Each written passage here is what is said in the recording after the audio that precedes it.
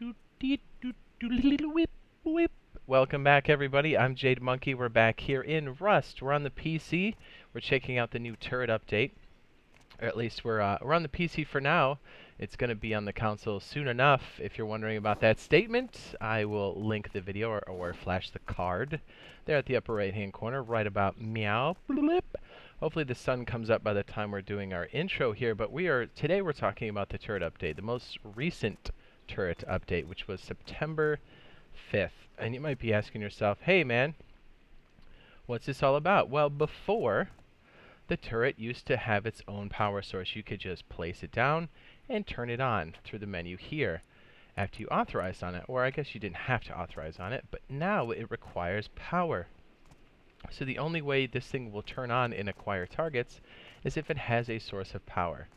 Also with the update, one of the things that were added was this fantastic, I don't know what the official name is. Is it a gas generator? I think it's called the generator, but it's a gas generator. And it takes low grade. Let me go ahead and show you here. Its maximum amount of low grade is 500 units. I believe that translates to 120 minutes, which should be what? Bad at math. Was that 2 hours? So interesting that we now have to lay cable and connect the turret itself. Now, when I have the power, what is this thing called again? I forget. Basically the plug, right? Anything you use to make the electricity, which coincidentally makes this a lot more useful for electrical systems inside the game. It really increases the meta. But anyway, so like to go back to the generator and how to set this up on a basic level. Actually, let's just do one here quick. I have a couple of these already set up. I am on creative, so I know someone is going to be like, I can't believe you're doing that. Or like when I did third person in the last video, somebody freaked out and they're like, why are you in third person? Like, step one, don't build a base. People freak out. But it's the internet, right? The outrage comes with it. Anyways, so if you're interested in making a turret, or at least doing basic connections, we'll just place it down here. And we'll just take the power output. Okay, so there's 3 outputs on the generator. There's three connectors on the generator. One is output. The other one is for stop and for start. We're going to be using the power output. And we'll just be connecting this little guy right here on the turret itself. Now, when I authorize, there should be 3 more. So if you're looking on this side where I actually connected it, it's this junction point here at the neck. That's the power in. And there are 3 other outputs. One is no ammo, low ammo, and has target, which is cool. Now, I'm not sure. I'm assuming this unit obviously consumes 10 units of power, but I'm assuming that these outputs will require 1 extra unit of power. I've yet to test that. I did see this a little bit on Staging Branch, and I know there were some subtle changes. So I think in the future videos that we'll be doing, we'll be showing off more of the turret builds, some of the finer points, if there's any kind of gotchas. But anyways, if you're looking to just power a turret like you did normally, you need to have a generator or a source of power. Honestly, the generator is probably the most versatile. Once you do connect it through power output and power input on the turret, you can turn on the small generator. And now the turret's on. Now, what's interesting about this is with all these outputs, you can create all kinds of great scenarios where you can have a pager on you that's like, hey, the turret just acquired a target. You can do so many more new things now with the turret that just make it so much more versatile, and I think it adds a lot more balance to base defense and the late game meta, to mid to late game, and even raiding meta. Now, admittedly, we've been taking a break from Rust for quite some time, for like 9 months or so, but we've been playing this game for years. So, knowing how turrets used to be, and the way that they've kind of added a soft point, like a pro to it is that they have crazy aim, but the con to a turret is this electrical system. So now you're bound to how much power do you have? How long can this generator run? How secure is your line? So it's adding like another layer to it. And I think for that reason, the turret late game is going to be a lot more interesting. Base design is going to be a lot more interesting. I mean, just think about it. When you're doing a raid, I'm trying to think. Do we actually go over all the pieces for this? I think we did. Yeah. Okay. So Just as a side point here, and again, I'm in creative, so nobody freak out. I'm sure somebody's gonna freak out in the comments and be like, "I can't believe it." Yeah, I'll just turn on third person to trigger some people. They'll be like, "I can't believe you're doing that."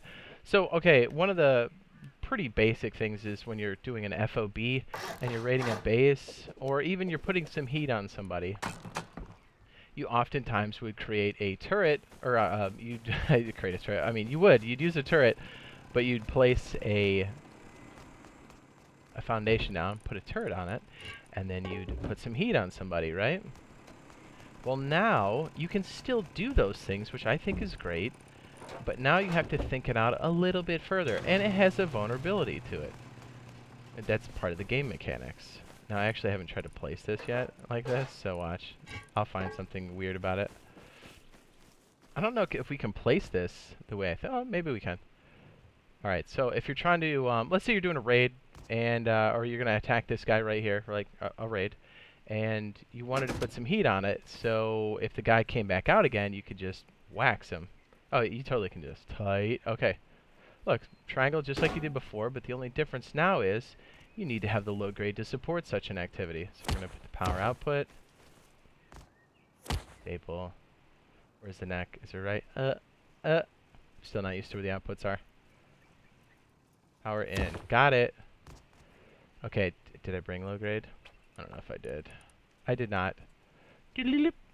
Creative, don't freak out. Don't freak out. So now you can do what you used to do, but now you've got an X amount of time, 2 hours roughly, to run this. And somebody could technically start to shoot the generator itself, causing this vulnerability. So if we were to actually... Let's see. I know I'm kind of all over the place, because this is exciting, and I know I'll do multiple videos on this, but I wanted to touch base on what some of the major changes have been for this so far, and hopefully I can cover most of these in one shot. So, so on an offensive sense, you can still do this, but you might want to create some sort of protective housing for this generator, because it creates a vulnerability for sure, which is cool. You want some ability for somebody who's getting this done to them to have some fighting chance at maybe knocking it back. And they can only have this type of harassment up for 2 hours. So it creates a lot of interesting ideas. You could technically just throw this Jenny up maybe behind the turret, as long as this person's spawning out back here by the base, you'd probably be okay. And now with the turrets, I forgot to mention this, the turrets now are much more accurate. I think the developers said it would only miss 3 shots total. So quote unquote, technically you can't drain it in that way, like it's always going to hit you to some degree. Oh, you know what? Let me clear the authorization. Let me go ahead and throw some bullets in. Now I should have invincibility on, so it should be... It should technically not kill me, but it should also attack me. Oh, and another fun fact, if you noticed, the only way you can authorize or reload the turret is when it's off. Also creating another opportunity for somebody that's getting this done to them. Whether it's an attacker on the base and you're using this for defense, or if you're using this for offense. You know, it creates those opportunities.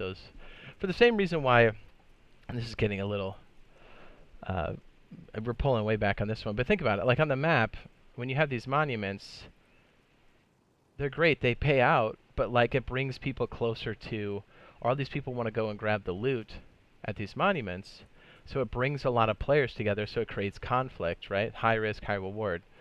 I mean, and I guess it's the push and pull is what I'm saying. Like, I guess they don't have a direct correlation, but it's the push and pull. Like, there's pros and cons to it.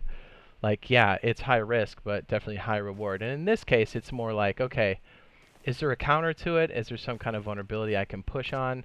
Just adding balance. I guess what I'm saying is it's adding balance to the game by having these type of mechanics. And that's why I'm looking forward to this. I know some people are saying, oh man, I can't believe this is, you know, I don't like the electrical turrets. I think about it though. People didn't like the upkeep when it first came out, and I think it's a great system. And let's be honest, Gary, he plays this game, And if the game suffers from this, he has no quarrels with going back and reverting it if that's the case. I think this is, after this settles in, I think the turrets are definitely going to add an extra layer to the gameplay, defensive, offensive. So we'll have to wait and see. And already, like with the electrical stuff, this adds so much more to the electrical systems, and now you're adding your defense and offense to it. It's going to create so much more. Anyways, and I'm ranting a little bit on that, but okay, let's turn this bad boy on.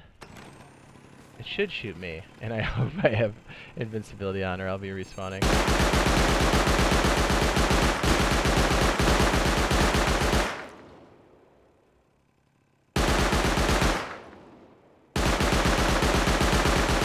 Yeah, it's tagging me real good.